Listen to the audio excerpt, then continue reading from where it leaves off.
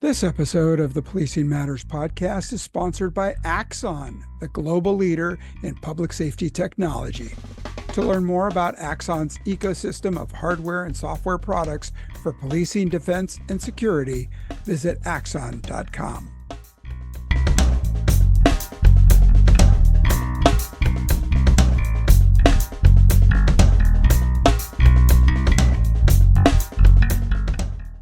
So welcome back. Jim Dudley here, reporting in the field at Axon Week, and I'm talking with Noah Spitzer-Williams and talking a little bit about Draft One, and it is a program that is going to change the face of report writing for those who choose to apply it. And Noah, tell us about the program. Yeah, so basically it's a tool that takes the officer's body-worn video, it transcribes it, so we're only looking at the transcript of the audio.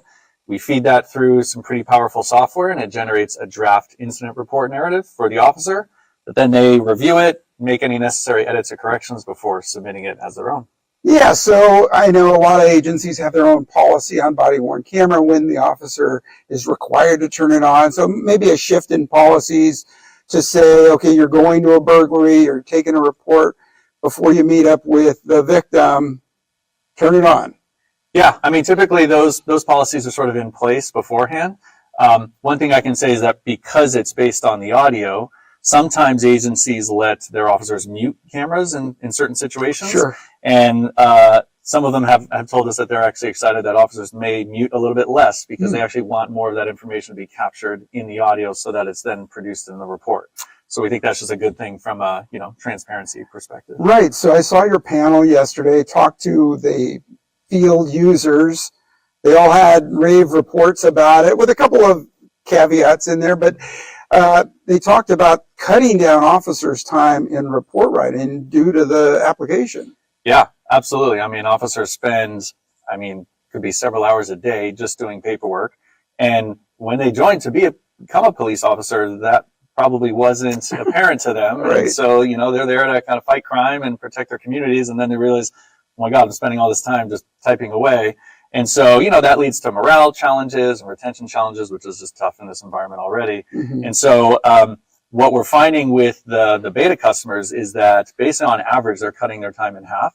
So that's amounting to, an hour upwards a day per officer, which means that they're able to go home, have dinner with their family, spend more time in their communities, more time for training. So it just has like all these really awesome downstream benefits. I'm really excited about. Yeah, I know. I was always excited about taking a police report.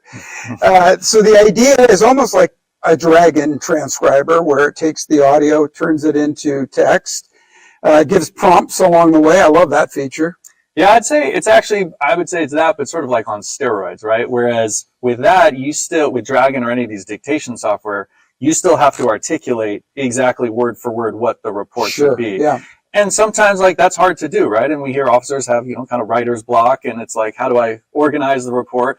So now officers can just focus on the incident at hand, doing it the way they've been trained to do it, and not stress over the report writing burden they're going to have at the end of the day. Mm-hmm. Because the reports that need to be submitted to the attorney's office, they're very different than just a transcript, right? And so Draft One does that heavy duty lifting of sort of converting that, figuring out what's relevant, what's not, and then wording it in such a way of how the attorney's office wants to see these police reports. Right.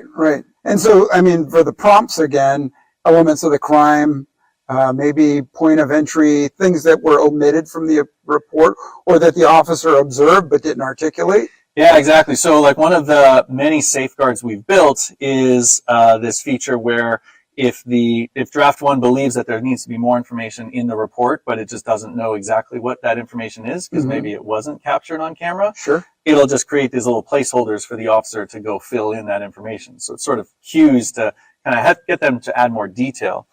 And it has this really nice secondary benefit in that if the officer were to try to submit the report while any of those placeholders were still in, it's not going to let them. It kind of pumps the brakes and says, sorry, officer, you still have a little bit more editing work you have to do. So it's both a way to improve the quality of the report, but then also make sure that, they're doing the proper amount of proofreading and editing. Okay. And so next, the report is finished. The officer pushes the button, goes to a sergeant. They sign off on it. Anything they have to do? Well, there's one more step. So when they hit that submit button, we make sure that those placeholders are addressed, right? But then we also show a final version of the report to the officer, just to kind of really emphasize that, hey, this is what you're swearing to testify to and everything, right? And Sure. and they've got to scroll through, and then there'll be a little acknowledgement that an agency can configure that says, essentially, this report is accurate. I did use this tool to help me out, but at the end of the day, I'm still willing to testify to everything in it. Then the officer has to physically type out their whole name, kind of like a little DocuSign signature, Sure. Yeah. and then hit the submit button. And then we write a bunch of audit events in various places to just make sure that, we're just being totally transparent about its use. And so that's how we feel comfortable putting this in the hands of customers. That's why, I think communities should feel comfortable with their agencies using it as well. Yeah. So some of the drawbacks I heard were that in a loud environment, say you're interviewing somebody in a bar and somebody else is ordering a vodka Collins, that in the middle of your assault, there's a vodka Collins pops up. Yep. Yeah. So the AI is not perfect, and that's why we built a lot of these mitigations around it.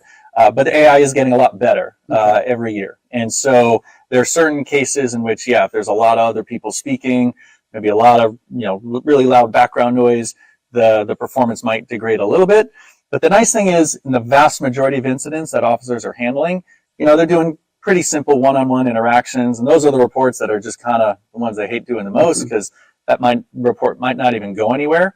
And that's where Draft One tends to perform really, really well, which is great because we can save you all that time there, such that when you have those, those crazy, chaotic scenes where maybe you probably do want more of a human to really work through and think through how that report should do, officers now have more time to go, spend that time on that report. Yeah. And I heard from investigations, they may want something crafted towards a particular type of crime, maybe a sexual assault or a child abuse situation where maybe there's different phraseology, nomenclature, things like that. You addressing that? Yeah. I think that's what's so exciting is that, like, in this first version of Draft One, we basically have a standard incident report template for sort of every kind of incident. And the fact that we're seeing so much time savings just from that alone is really encouraging. Nice. Because now in version 2, 3, 4, we can now start to optimize and say, all right, if it's an interview for a detective and a 3-hour interview, like, their report probably looks a bit different than like a simple theft, let's say, right? And so that's sort of the next, I think, phase of where Draft One is going to go. And who knows, it might go beyond even, incident reports to other types of documents that are also a drain on agencies. Awesome. All right. So we're rolling this out nationwide. Rolling out nationwide, yep, to the U.S.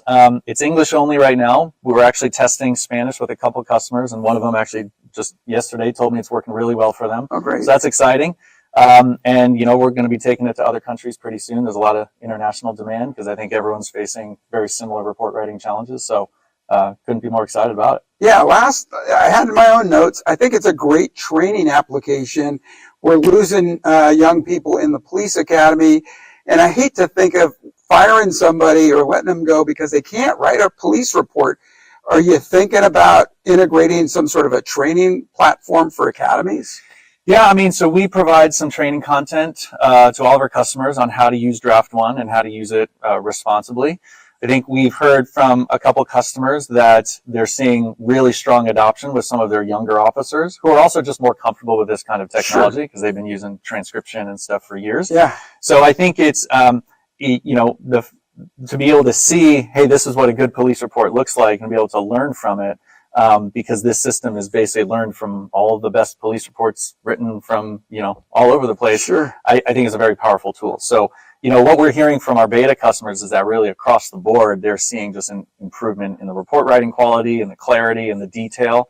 And so, in addition to the time savings, there are a lot of other benefits. Yeah, for sure. All right. Noah Spitzer-Williams, great presentation yesterday. Can't wait to see this used in more agencies across the country. Thanks for what you're doing. Thanks so much. Appreciate it. Okay. All right. Well, check it out. Draft One. It's an Axon product, and it's working really well in the agencies that use them. You can probably find one near you. Check it out. Axon is the global leader in public safety technology. Founded in 1993 with a mission to protect life, Axon has become a one-stop shop for technology that keeps communities and public safety professionals safe, including body-worn cameras, taser energy devices, and immersive VR training. Axon's moonshot goal is to cut gun-related deaths between police and the public in the U.S. by 50% before 2033. For more information, visit axon.com.